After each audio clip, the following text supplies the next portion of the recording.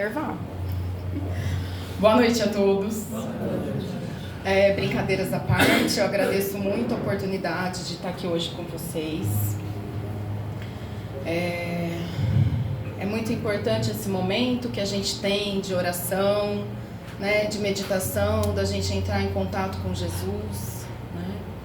E todo esse tempo que a gente passa aqui, a gente está recebendo tudo que a gente veio buscar da espiritualidade amiga, e a gente vai ficando mais leve, né? A gente chega nessa porta aqui, tá todo mundo correndo, esbaforido, desesperado, né? Aí você toma o passe, entra e começa a relaxar para que a gente possa receber essa energia positiva e que encontrar o que a gente veio buscar aqui. Eu queria falar com vocês sobre algo que é muito comum no meio espírita, a gente dizer sobre a influência dos espíritos nas nossas vidas, né?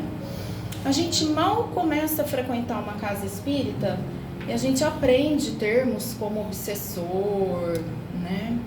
Como influência espiritual, como ataques e tantas outras coisas mais, né? Dependendo da religião de onde a pessoa veio, ela tem nomes diferentes para isso.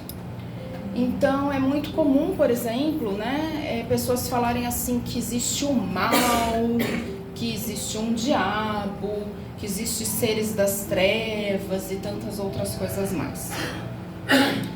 E a gente costuma colocar isso, né, como se fosse uma crença popular, né, nessa entidade do mal. Eu não sei se vocês têm ouvido falar, né, eu falo sobre isso porque a impressão que eu tenho é que nós temos uma sociedade hoje em dia muito ansiosa e tá todo mundo nos grupos de WhatsApp, né, entortando os dedos das mãos, repostando coisas 24 horas por dia. Eu não sei se com vocês alguém tem falado sobre isso, mas eu ouvi coisas assim, né? Estamos em um momento em que o mal está esperneando, porque é o último gole de ficar na terra, né? Estamos em um momento em que o mal está promovendo ações para atrair mais seguidores. Estamos em um momento em que nós temos que preservar mais a nossa mentalidade, a nossa capacidade psíquica, para que a gente não seja influenciado pelo mal e tantas outras coisas assim. E aí eu falo, né? Vamos supor que exista essa entidade, essa energia negativa, esses trevosos, esses obsessores, seja lá o que for, que nome que a gente vai dar para isso? Será que alguém precisa fazer alguma coisa para nos influenciar para práticas do mal? Se a gente parar para olhar para dentro de nós, né? Será que nós no dia a dia às vezes não nos deparamos com a inveja? Alguém que tem uma situação de vida melhor que a nossa, de onde a gente está vendo, né? Lembrando daquele ditado popular que a grama do vizinho sempre é mais verde do que a nossa, né? Será que, analisando as pessoas no trânsito, eu sempre falo do trânsito porque o trânsito é um lugar comum. Em qualquer meio de transporte que você tiver, você pode se estressar com o trânsito, né? Seja você dirigindo, seja você como passageiro, seja passageiro de um carro, de uma moto, de um ônibus, né? Seja num caminhão, fazendo entrega, seja em qualquer meio de transporte, a gente pode se estressar com o trânsito. A gente vê barbaridades acontecendo no trânsito no dia a dia. Algumas vezes nós cometemos barbaridades no trânsito por pura distração, por essa correria que a gente vive. Igual eu falei, a gente chega aqui esbaforido, né? Às vezes a gente se distrai, ultrapassa um sinal de pare, né? Acha que o carro é um pouco maior ou menor, ou igual, vários. Não acontece aqui, né? A gente ouve dizer que em outros países tem motociclistas, né, que acham que eles são invencíveis. Então não precisa parar no pare, no semáforo, não precisa ter uma distância entre os veículos para eles passarem, não precisa respeitar a faixa, né? Então, assim, analisando situações do nosso dia a dia, a gente vai para o emprego, aí sempre tem uma pessoa, quando você trabalha com mais do que uma pessoa, sempre tem alguém que às vezes vai te causar alguma coisa que você não está a fim de lidar com aquilo, alguma frustração, alguma angústia, vai falar alguma coisa indevida, isso vai gerar na gente uma raiva, uma ira, um orgulho, aquela dor de cotovelo, dependendo da situação. Às vezes alguém é promovido e você acha que era a sua vez e não a do outro de ser promovido. Aí você está dentro da família. Eu já falei, acho que aqui em vários outros lugares, sobre os desafios da família, né? Então dentro da família sempre tem alguém que vai pisar no seu calo no seu dia a dia, né? E às vezes a gente não tá tão espiritualizado assim para não reagir, porque a nossa vida é baseada em reações e não ações. As ações a gente precisa pensar antes, a gente precisa escolher, raciocinar. No dia a dia nós reagimos. A gente não pensa, não raciocina, não analisa aquela situação, a gente simplesmente reage. Então, analisando tudo isso que eu estou falando, será que a gente precisa de alguém, de uma entidade, para nos levar à prática do mal? Nós costumamos pensar assim, que a prática do mal é única e exclusivamente matar, roubar e cometer atos libidinosos à força de outra pessoa. Né? A gente pensa que a prática do mal é só isso. A gente não analisa que todos os dias nós estamos praticando mal. Quando a gente não tem tolerância, paciência, assertividade, educação, respeito, né? Quando nós não controlamos a nossa ansiedade, podemos ocasionar um mal para as outras pessoas e para nós. Então, diariamente, nós estamos praticando mal. Analisando isso, a gente precisa de um obsessor?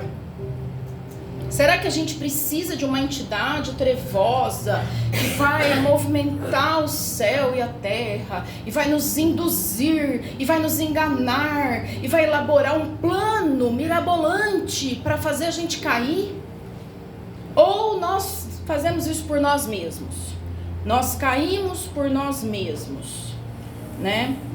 Quando a gente pega o Livro dos Espíritos, tem aquela pergunta, né? Os espíritos influenciam em nossas vidas? E aí vem a resposta: muito mais do que vós imaginais, eles é que as dirigem. Mas e aí? Como é que funciona isso? Será que a gente não tem mais livre-arbítrio? Será que essa influência espiritual é tão grande que o livre-arbítrio deixou de existir? E outra, por que um espírito poderia influenciar em nossas vidas? Por que um espírito poderia se unir com a comunhão dos pensamentos em nós? Né? Porque nós abrimos a porta para eles. Nós não estamos evoluídos moralmente para dizer não. Né? Eu falo assim, veja, não importa o lugar que a gente esteja, não importa as convivências que nós tenhamos, não importa se você está no meio de uma comunidade ou no meio de um palácio, não importa se você está no meio de criminosos ou no meio de pessoas religiosas, por exemplo, né? O que vai levar que a gente pratique esse mal do dia a dia? Somos nós mesmos. A partir do momento que a gente evolui, determinados comportamentos, determinados pensamentos que eram afins a nós do passado, eles não cabem mais na nossa vida, né? E a gente aprende a dizer não. Não, eu não vou falar mal do fulano. Não, eu não vou fazer bullying com o ciclano. Não, eu não vou rir da desgraça alheia. Né? Não, eu não vou colocar o pé para o meu inimigo tropeçar, para o meu desafeto tropeçar. Né? Então a gente aprende a dizer esse não. Então vamos supor que tem essa influência, que a gente está no meio de... É como se o fluido cósmico universal, né? Então é como se fosse um grande mar que estamos todos envolvidos, nós encarnados e desencarnados. Então nós temos lá os nossos irmãozinhos invisíveis que estão ali do nosso lado, de acordo com a nossa imperfeição moral. A gente atrai espíritos menos ou mais evoluídos, né? Então eles estão ali do nosso lado e a gente fica muito irritado, a gente pensa, eu vou xingar tudo. Ele está do lado e fala o quê? Xinga, xinga, xinga, xinga, xinga, xinga. Mas se eu não tenho esse pensamento de eu vou xingar tudo, eu vou ficar irritado, eu vou fazer qualquer coisa negativa, se ele estiver do meu lado falando assim, você vai aceitar esse desaforo? Eu não vou nem ouvir, né? Eu vou seguir com a minha vida de boa, tranquila, sossegada, correndo atrás dos meus interesses, pensando na minha família, tentando educar meu filho. Eu vou pra frente, tentando aprender mais, estudar mais, me melhorar mais, fazer caridade, né? Eu não vou ouvir aquela pessoa que tá ali me atacando. Eu sempre faço uma brincadeira que eu aprendi com uma pessoa, que ela fala assim: se alguém te xingar de ventilador, você vai grudar no teto e começar a girar? Não, você vai falar assim, essa pessoa tá louca. E por que as pessoas nos chamam de ventilador todos os dias e a gente aceita ser chamado de ventilador e a gente gruda no teto e começa a girar? Substitui a palavra ventilador por qualquer outra suposta ofensa que você tenha recebido, né? Então, você é uma boba, você não sabe nada, vamos supor, eu cato pra mim e eu vou fazer o quê? Eu vou reagir, eu vou devolver, eu vou vomitar em cima da pessoa um monte de outras palavras ruins. Eu catei pra mim, aceitei aquilo que aquela pessoa falou sobre mim e tô devolvendo pra pessoa, estou reagindo. Agora, se eu substituir por ventilador, eu vou fazer o quê? Essa pessoa tem um problema. Coitado desse meu irmãozinho inferior, vamos rezar pra ele, né? Então veja, aí que entra o nosso livre-arbítrio, aí que entra a nossa evolução moral, é uma escolha que nós fazemos. Como é que a gente vai lidar com essas situações do nosso dia a dia, né?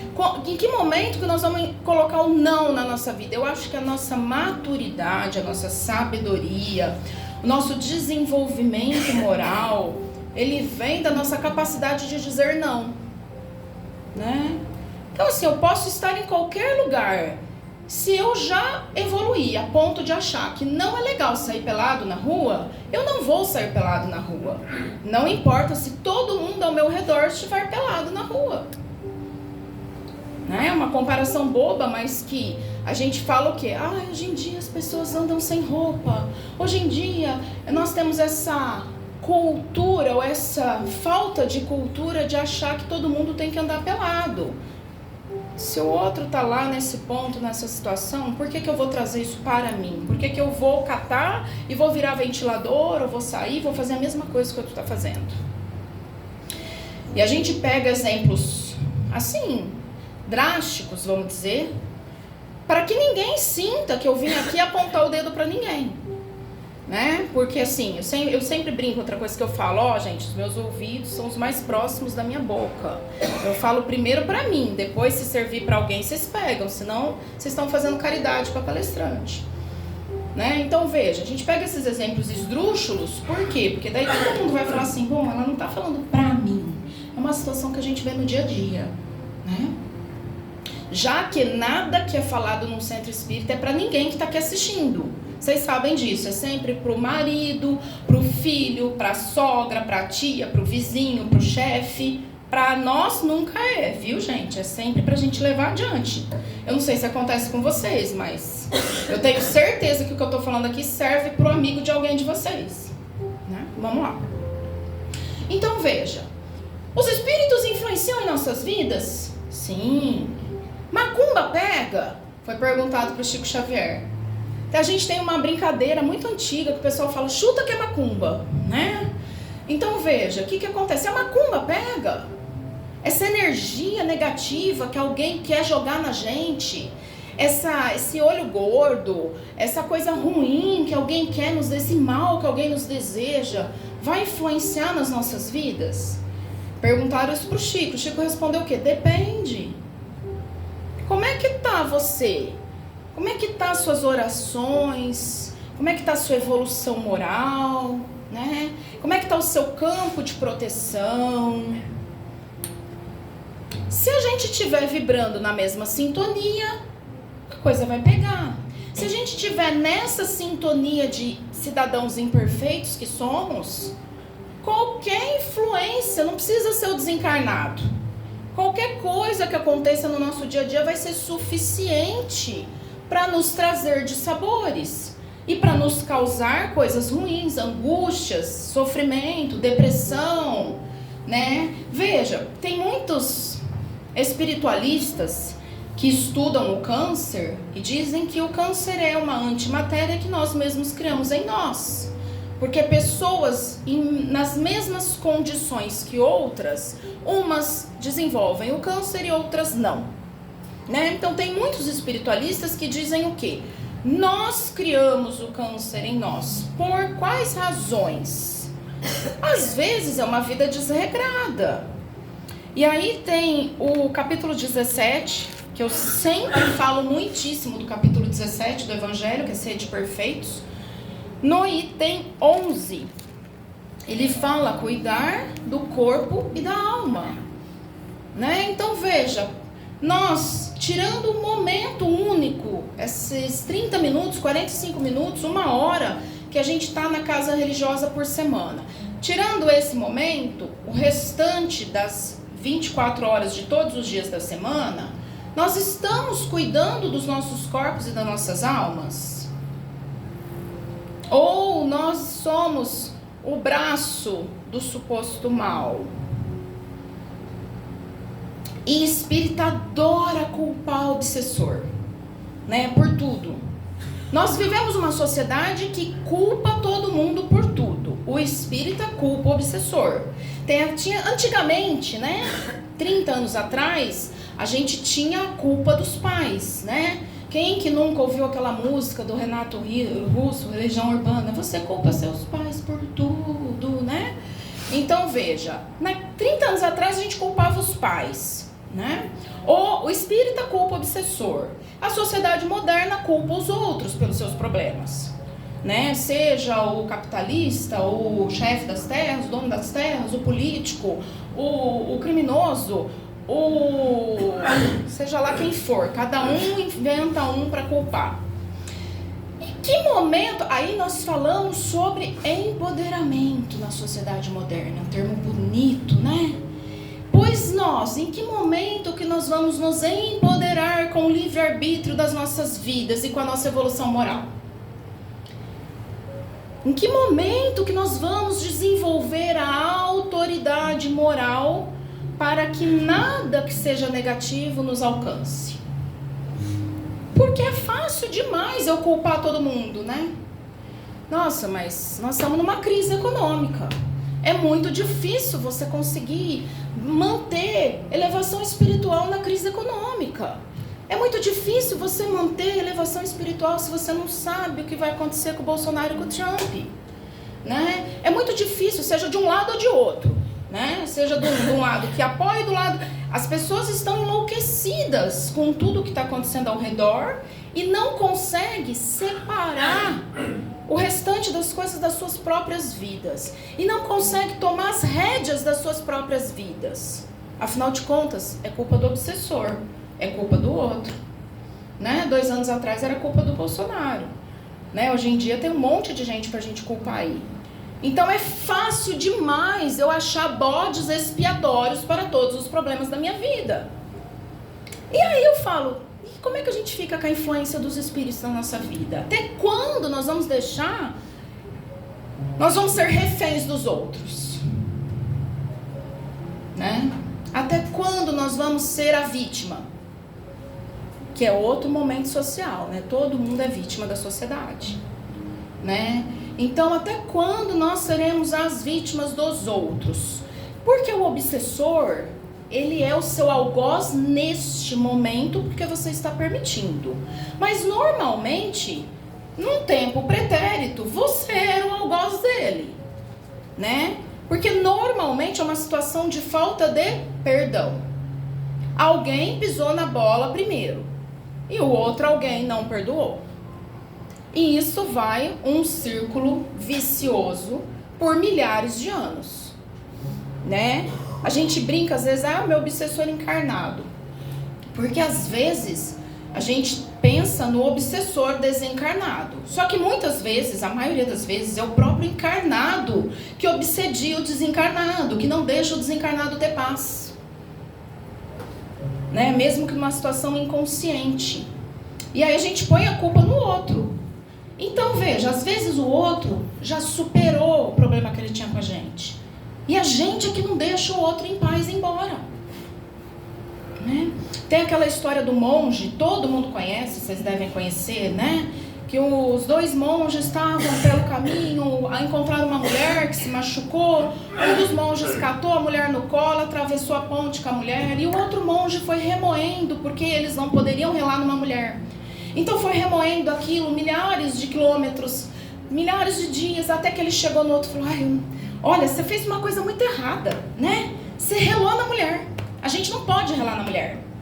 E aí ele fala assim: meu irmão, eu só ajudei aquela mulher naquele momento de atravessar a ponte. E você, que você está carregando a mulher até agora? Né? Porque ele não conseguiu superar aquela ira, aquela dor, aquela cólera. Ele foi carregando por dias a fim aquilo. Nós somos o monge que estamos carregando a mulher pela vida inteira. Né? Às vezes, milhares de vidas nós estamos fazendo isso. Até quando que nós vamos fazer isso? Aqui no Evangelho segundo o Espiritismo, capítulo 28, no item 81, no finzinho, ele tem lá a prece para o obsessor, né?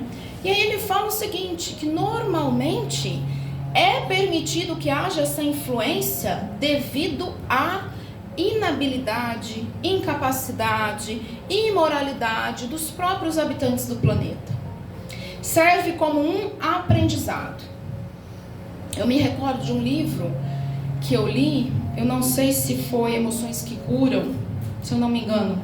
Eu não sei se é Mereça Ser Feliz ou Emoções que Curam. Esqueci o nome dele, mas da irmã Cidufo, né? E ele falava assim, veja, tinha uma história de uma moça que ela teve a primeira oportunidade de aprendizagem e melhoria na família. Ela se negou a aceitar isso. Então, muito jovem, ela saiu de casa.